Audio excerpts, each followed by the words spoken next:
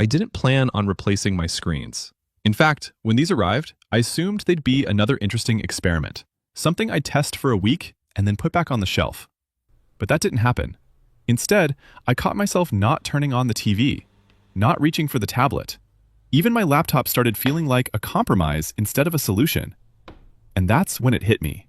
It wasn't that my screens got worse. It's that I'd gotten used to something better. When I opened the RayNeo Air 4 Pro, I realized something interesting.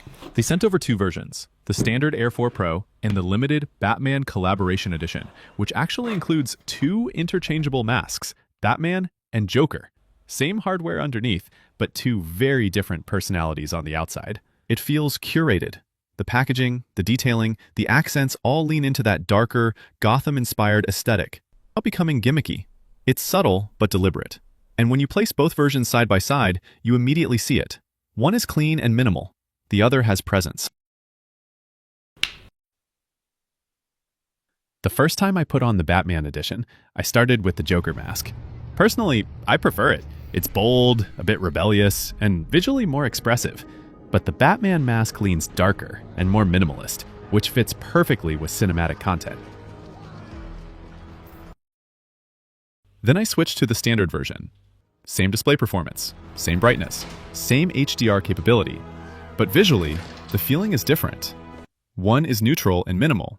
The other feels like you're putting on a themed cinematic device. RayNeo also offers something called Pocket TV. It's a compact Android-based device with 3 GB of RAM and 64 GB of storage, expandable up to 2 TB via microSD. It supports local playback, Google Assistant voice control, and includes a 6,500 mAh battery rated for up to 5.5 hours of viewing. That means the Air 4 Pro can function as a completely standalone wearable cinema. Before I explain why it looks like this, it's worth putting it in context. Most AR glasses I've tested are still SDR displays with 8-bit color. They give you the screen, but the image can look flatter, especially in darker scenes. Air 4 Pro is different. It supports HDR10 with 10-bit color and up to 1,200 nits of brightness, which puts it in a different class visually. And the reason it looks like that isn't accidental. RayNeo built these around Pixelworks' Vision 4000 processor, which supports HDR10 and uses AI to convert standard SDR content into HDR in real time. That means even regular videos gain more contrast and depth. You don't just get brighter highlights, you get a stronger separation between light and shadow. When you compare SDR and HDR side by side, the difference isn't subtle. The HDR version feels more dimensional, more cinematic, more alive. And that's not marketing language. You can actually see it. After a few days, I realized something. I wasn't choosing between versions based on performance. I was choosing based on mood, standard for everyday work and casual watching.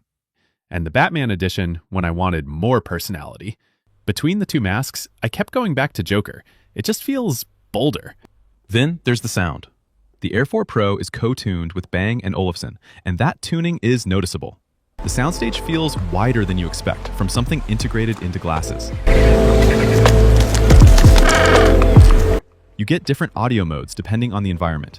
Surround for immersion, standard for everyday use, and whisper mode when you're in public and want to minimize leakage. It's not trying to replace dedicated headphones, but it absolutely completes the cinematic experience these glasses are aiming for. One feature I didn't expect to use much ended up being surprisingly engaging. Through the RayNeo XR app, you can convert 2D photos and videos into 3D with a single tap. When I tried it with personal footage, travel clips, everyday moments, it added depth in a way that made those memories feel closer. Not dramatically different, just subtly more immersive. And sometimes, that's enough. Brightness alone doesn't solve everything, though. Glare usually ruins the experience with wearable displays. RayNeo uses something called HueView 2.0 to reduce glare interference, and that matters more than the spec sheet suggests. Sitting near a window, in a bright room, even with strong light sources behind you, the image remains stable and readable. That's when it stops feeling like a demo device and starts feeling practical. So yeah, I didn't plan to replace my screens, but the RayNeo Air 4 Pro changed the habit.